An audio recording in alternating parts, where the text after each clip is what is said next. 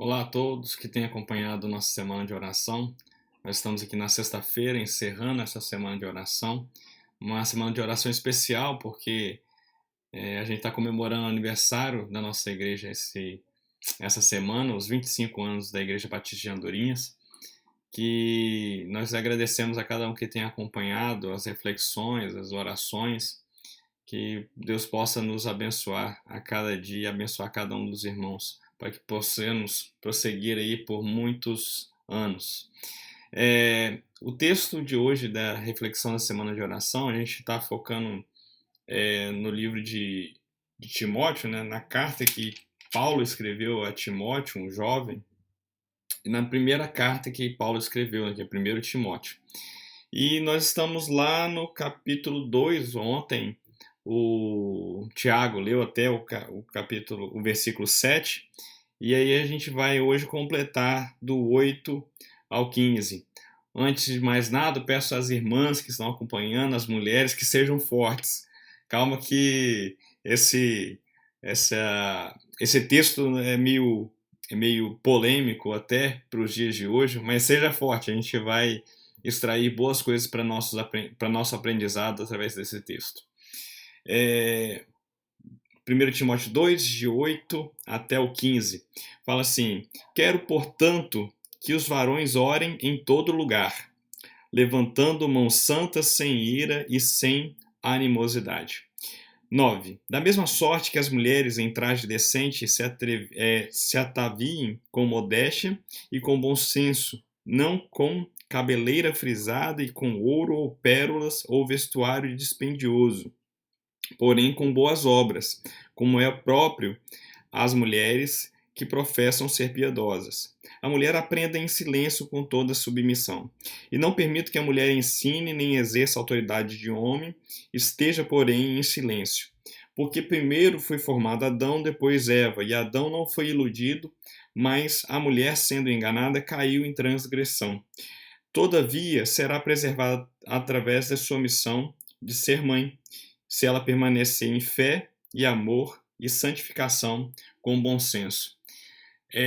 Irmãos, nós temos que entender primeiro o contexto aqui. A gente não pode pegar um texto como esse e querer usar ele como forma de opressão às mulheres até, porque nós vivemos um outro contexto social aqui. E esse texto, naquele contexto social, ele não significa uma opressão às mulheres. É até contraditório você ter um cristianismo com opressão às mulheres quando você tem diversos textos bíblicos em que passagens que Jesus chega a espantar os seus discípulos quando conversa com alguma mulher ou que dá atenção a uma mulher ali, para a sua atenção para atender uma mulher. Aqui no contexto judaico, as mulheres não tinham tanta voz assim, tinham pouca voz no meio dos judeus. E aqui, né, naquele contexto daquela época, a gente está falando aqui cerca de no ano 60 depois de Cristo, nós não tínhamos esse movimento todo de igualdade, essa questão de igualdade que temos hoje. Então, aqui não era o foco criar uma guerra de sexos, né? Aqui o foco de Paulo não era esse. O foco de Paulo era dirigir orientações a um grupo específico, no caso, as mulheres naquela época, da forma que elas viviam. Mas nós podemos aprender com isso. Certo? Nós estamos em outro contexto, mas alguns conselhos que existem aqui, do versículo 9 ao versículo 15, nós podemos aplicar nas nossas vidas. Não especificamente a vida de mulheres, mas como nós temos hoje a consciência de uma igualdade muito maior do que na época, nós podemos extrair vários conselhos aqui de Paulo para as nossas vidas. E eu vou começar em geral, para homens, mulheres, crianças, jovens, adultos, para todos. Vou começar com o primeiro conselho de Paulo aqui sobre a questão das vestes. Paulo pede para as mulheres e aqui eu vou colocar para todos nós, como cristãos, nos preocuparmos mais com as nossas boas atitudes, boas ações, aquilo que nós temos por dentro do que por fora, do que a imagem que nós passamos. Então, isso é muito importante para a sociedade de hoje. Nós vemos, às vezes, pessoas passando uma imagem, por exemplo, em redes sociais, que não são verdadeiras. E hoje, mais do que nunca, depois dessa pandemia toda, e que as pessoas estão em casa e que as pessoas conversam através de redes sociais, às vezes expõem algo que não é verdadeiro. Então, o Paulo aqui está colocando para todos os cristãos aqui, pegando esse contexto que eu coloquei, de que é mais importante me preocupar com as minhas ações, com as minhas atitudes, com aquilo que eu penso de fato, com aquilo que eu faço para a outra pessoa, do que a imagem que eu passo, do que uma maquiagem por fora. Né? A imagem pode até valer alguma coisa. Dizem que a imagem diz tudo, ou fala tudo, né? Ou a imagem, alguns falam que a imagem não é nada.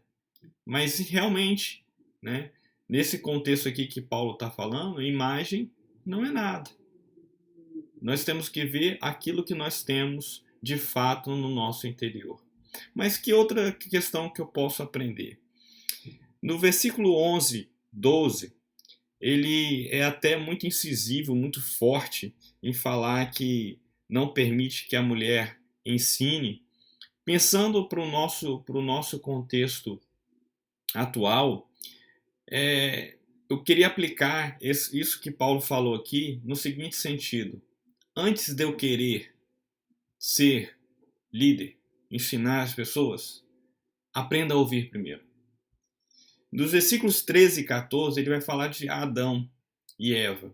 Adão, para o judeu, era considerado um sacerdote perfeito antes da queda. Então, para o judeu, ele era um sacerdote perfeito. E ele está aqui falando o seguinte: aprenda primeiro. Procurem aprender primeiro. Depois você pode pensar em alguma coisa. Você tem que estar disposto primeiro a aprender para depois ensinar. Isso é muito importante. Às vezes nós queremos muito colocar os nossos desejos, os nossos anseios, a nossa vontade, os nossos sonhos, às vezes à frente de aprender algo. E aqui Paulo fala assim, aprenda primeiro. Esteja disposto a ouvir primeiro, né? Alguns falam no ditado, né? Nós temos 2 ouvidos, 2 orelhas, 2 ouvidos e uma boca. É sinal que você tem que ouvir mais e falar menos. Isso serve para todos nós, que muitas vezes não paramos para ouvir a outra pessoa, o que a outra pessoa tem às vezes a nos ensinar. Estamos preocupados mais em estabelecer aquilo que nós queremos do que ouvir o que o outro deseja, o que o outro quer. Isso tanto em família, quanto em sociedade geral, no trabalho, em todos os lugares. A outra coisa que eu aprendo aqui com esse texto, principalmente quando ele fala sobre Adão e Eva, sobre a questão da submissão que ele fala aqui da mulher, é aprender a ser submisso. Aprender a submissão antes de assumir uma missão. É interessante a palavra submissão porque alguns levam para o conceito de ser oprimido. Mas submissão não é exatamente isso, né? Submissão é você ter a função de ajudar, a função de auxiliar, a função de dar suporte. Não de ser oprimido por aquilo, mas de dar suporte a algo. E nesse contexto de dar suporte a algo, de assumir uma submissão, a gente tem que aprender a ser submisso antes que eu queira assumir uma missão de concreto. Para eu assumir uma missão de uma família, de ser um bom pai, de ser uma boa mãe, eu tenho que ser um bom filho. Para assumir uma função de liderança, de ser um bom chefe ou líder, eu tenho que ser um bom liderado. Então aprenda primeiro a submissão para depois ter uma missão em concreto, em específico. E aqui, por último, ele coloca uma visão que alguns teólogos sugerem que ele esteja falando de Cristo, do nascimento de Cristo, né? Que ele fala assim: todavia será preservada através de sua missão de mãe, se ela permanecer em fé e amor e santificação com bom senso. Nós vamos ser preservados por causa da nossa missão, da missão da humanidade, que foi de trazer Jesus Cristo, né? De aceitar Jesus Cristo, né? É uma missão de aceitar a Cristo. Nós seremos preservados por isso, em aceitar a Cristo, se aceitarmos a Cristo.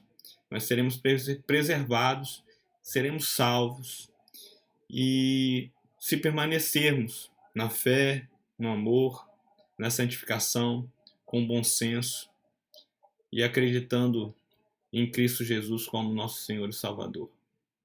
Que a Igreja de Batista de Andorinhas, não somente nesses 25 anos, mas para quantos anos vierem o Senhor nos permitir, que nós possamos permanecer nessa missão de levar Jesus Cristo às outras pessoas, de fazer o nascimento de Jesus a outras pessoas, nessa missão como igreja de ser mãe, na verdade. E permaneçamos assim, em fé e amor e santificação, sempre com bom senso, para cumprirmos essa verdadeira missão. Amém? Abraço a todos e acompanhe amanhã, nós teremos uma live no YouTube, no dia 11, amanhã, e no domingo o culto de celebração dos 25 anos da nossa igreja. Um abraço a todos os irmãos.